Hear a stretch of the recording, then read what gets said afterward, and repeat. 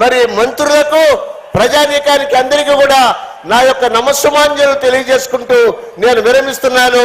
మరి జగన్ గారి నాయకత్వం, జగన్ గారి నాయకత్వం. Thank you very much, thank you very much.